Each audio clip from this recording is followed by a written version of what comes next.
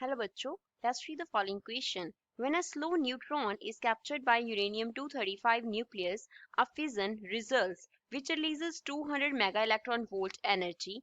If the output of nuclear reactor is 1.6 megawatt, then the number of fissions per second of nuclei undergoing fission is.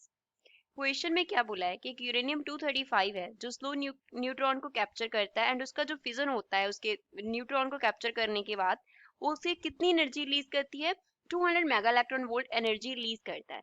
Output है जो nuclear reactor का वो 1.6 megawatt आ रहा है। तो हमें बताना है कितने नंबर ऑफ फिजन्स पर सेकंड वहां पे अक्कर कर रहे हैं। Options are 5 into 10 raised to power 10, 5 into 10 raised to power 12, 5 into 10 raised to power 4 or 5 into 10 raised to power 16. So first of all, we will talk about the key concept used in the question. इस question में हम क्या key concept use करेंगे?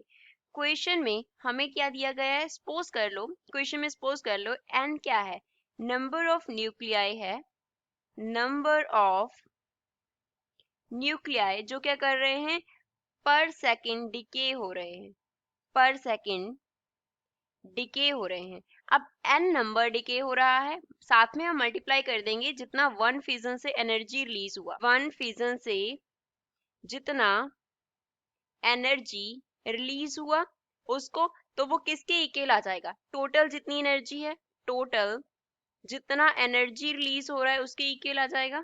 अब n के साथ हम multiply करेंगे, वन फिजन से कितना एनर्जी रिलीज हुआ, 200 मेगा इलेक्ट्रॉन वोल्ट रिलीज हुआ इक्वल्स टू टोटल एनर्जी के इक्वेट करने यूनिट्स हैं वो क्या है 1.6 मेगावाट हैं। तो इनको इक्वेट करने के लिए हम क्या लिखेंगे, we can write n into 200, यहाँ पे मेगा है तो 10 रेज टू पावर 6 हो गया। अब इसके यूनिट्स इलेक्ट्रॉन वाट, इलेक्ट्रॉन वोल्ट हो गए।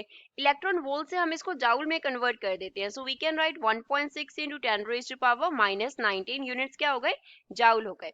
राइट हैंड साइड पे जो पावर है वो मेगावाट दिया है, तो 1.6 इंटू 10 रेज टू पावर हम क्या कर देंगे 6 कर देंगे, यूनिट्स क्या हो गए watt, that is joule per second हो गए। यहाँ पे हमने क्या यूज किया है, we have used here 1 electron volt is equals to 1.6 into 10 raised to power -19 joule। तो इसको फर्दर सॉल्व कर लेंगे। सो यहाँ से n का जो वैल्यू है वो हमारे पास क्या आ जाएगा, 1 अपॉन जाउल, तो जाउल से कैंसिल हो गया तो 1 अपॉन क्या आ गया 200 multiply by 10 raise to power 6, दोनों तरफ क्या हो गया कैंसिल हो गया, यहाँ पे आ गया 1.6, 1.6 को भी बोथ साइड्स हम क्या कर देते हैं कैंसिल कर देते हैं। तो यहाँ पे लिख लेंगे 10 रेज टू पावर -19 यूनिट्स क्या होंगे पर सेकेंड।